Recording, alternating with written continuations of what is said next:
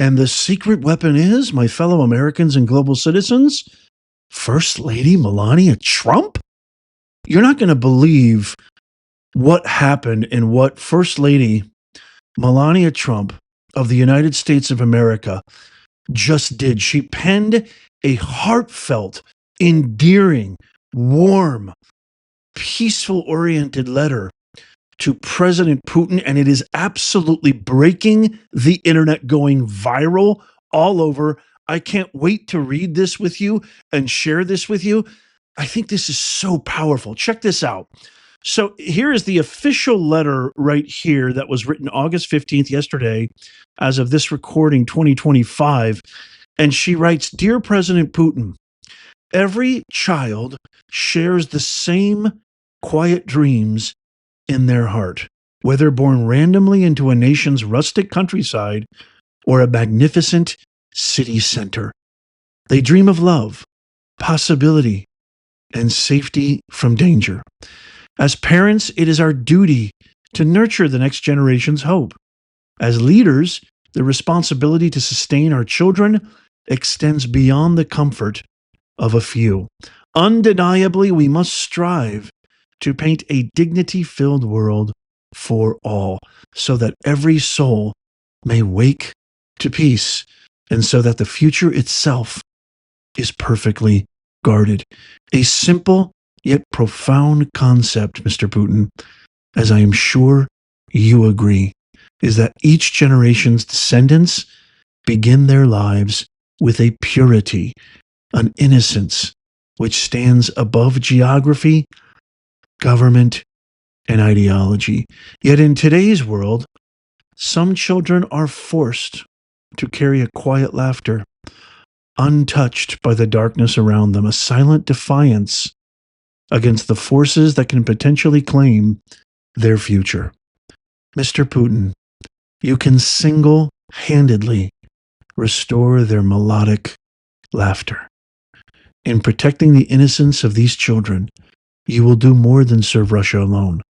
You serve humanity itself. Such a bold idea transcends all human division. And you, Mr. Putin, are fit to implement this vision with a stroke of the pen today. It is time. Sincerely, Melania Trump. Wow. Wow. Tell me what you think of that. Maybe this has been the one thing missing from years and years of a strained relationship with Russia, with President Putin. The Cold War has become hot again. It started with the divider-in-chief, the treasonous traitor-in-chief, Obama, which reminds me, why is it that Michelle Obama, why is it that Dr. Jilskis, they never exhibited even a hint, even a molecule of concern for Ukrainian children? Why haven't any of the Democrats? They've done nothing but perpetuate this war. They've done nothing but propagandize and advertise this war to their own ends, to their own interests, in the most pussified way imaginable, the most un-American way imaginable, through proxy. They don't even have the gumption to stand up and say, yes, it's us. No.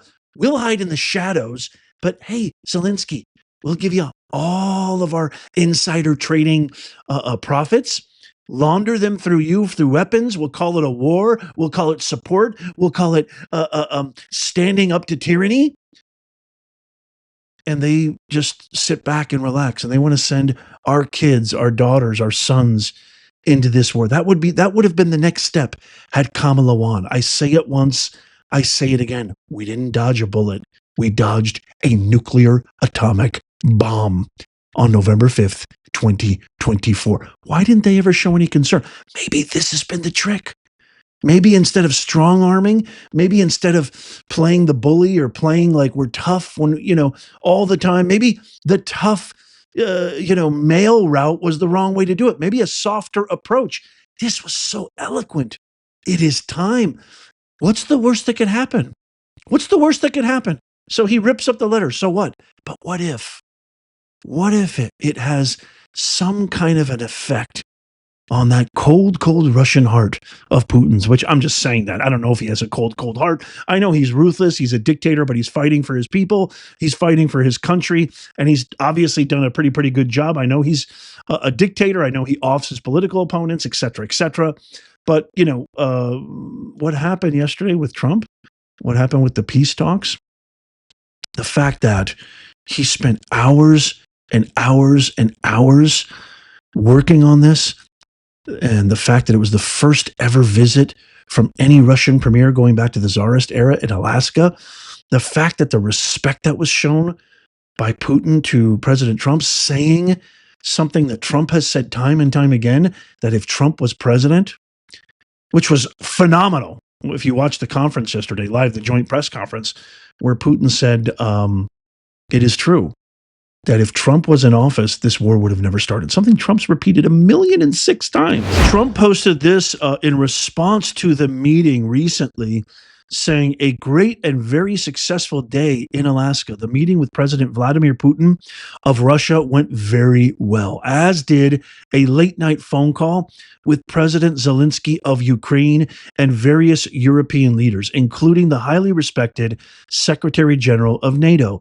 It was determined by all that the best way to end the horrific war between Russia and Ukraine is to go directly to a peace agreement, which would end the war and not a mere ceasefire agreement, which oftentimes do not hold up.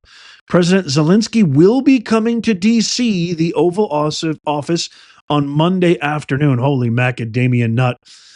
He better ship up and shape out before, what happened last time. We all know what happened last time when Zelensky came to the Oval Office. So I wonder how that's going to work out. We'll see how that works out. Hopefully he'll be on his best behavior. Hopefully he'll wear a suit this time. If all works out, we will then schedule a meeting with President Putin. Potentially, millions of people's lives will be saved. Thank you for your attention to this matter. I love that signature of his, don't you? We didn't dodge a bullet. We dodged a nuclear bomb. I want to share this clip of President Trump showing up back to D.C. This is such an amazing clip right here of him getting off the airplane. He worked so hard. Not only did he spend hours and hours, nobody's worked harder for peace than this man, meeting, organizing, getting everything set up with Putin, but he was calling NATO leaders on the way back. He landed at the White House at 3 a.m. and then posted this announcement on Truth Social that I just shared with you at 5 a.m. I mean, the man is relentless. Look at this clip right here that was posted by Jack Posobiec of him getting off the plane. The man works ceaselessly. Check this out. Look at this man. Look at this man. I mean, ceaselessly, tirelessly, he works for the American people. Can you imagine Biden, vegetable chief, doing this? Can you imagine Kamala, who wouldn't even go down to the border? Can you imagine her working this hard? I mean, this is like 30 hours straight for our president, who's 80 years old. Look at him. God, if you love President Trump, give me a huge heart in the comments right now. President Zelensky.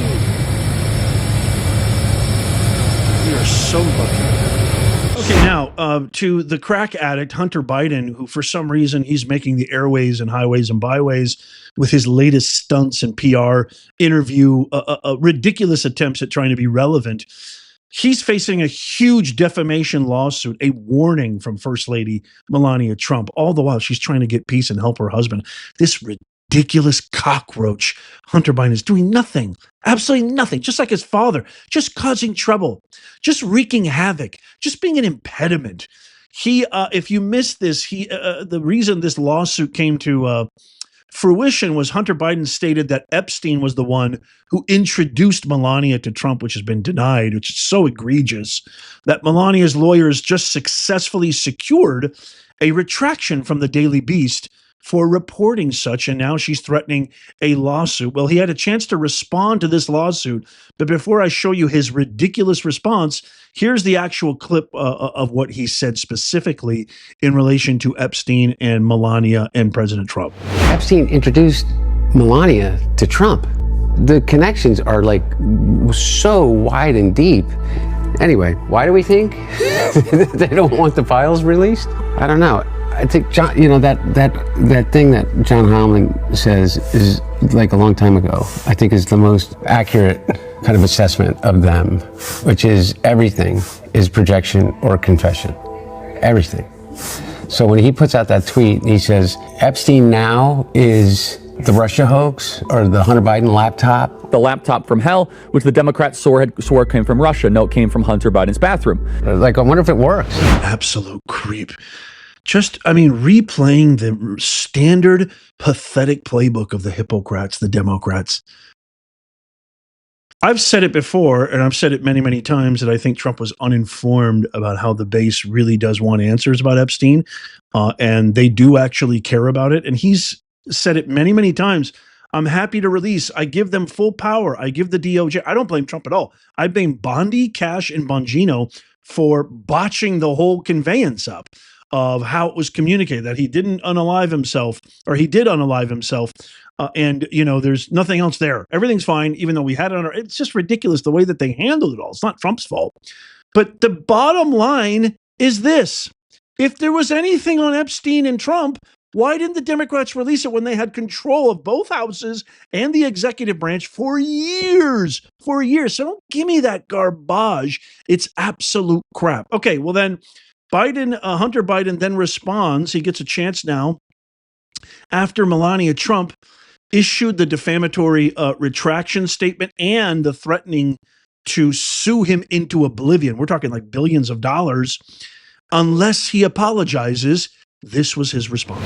We're here maybe to give you the platform to apologize to the First Lady for your statements that you made about her possible connection to Jeffrey Epstein. That's not going to happen. Father like son. You look at the difference between somebody like, Don Jr. or even Barron Trump, and you look at Joe Biden's kids. There's a huge difference. The apple doesn't fall that far from the tree. This guy is a disgusting venereal disease of a person. He is a disease, this man. And I hope to God that Melania Trump sues him into oblivion. I'm going to keep you up to date on everything, especially that meeting between Zelensky and Trump in the Oval Office. We may even be going live. So make sure, subscribe and follow and hit that bell notification. But even more importantly, you might want to sign up for our free newsletter. When I say sign up, it takes you 2 seconds. You just give us your best email, click submit, bada boom, bada bing, you're in. You'll never miss out on any groundbreaking current event political news that pertains to all of us and the entire world. So it takes you less than a second. The link is in the pinned comment and in the description. And don't worry, I don't spam. I don't share your email with any third party. That is not the Nez Nation way. We don't do that. Another thing you can do to help me, because the mission of our channel is to make common sense go viral, is to tap that thumbs up. It takes you less than a nanosecond. It doesn't cost you a thing, but it helps us out immeasurably. You could even do it with your remote on your TV right now. Please tap that thumbs up, share this with everybody, and leave a comment. What do you think of Melania's letter? Oh, just fantastic. And what do you think of this cockroach hunter and what should happen to him?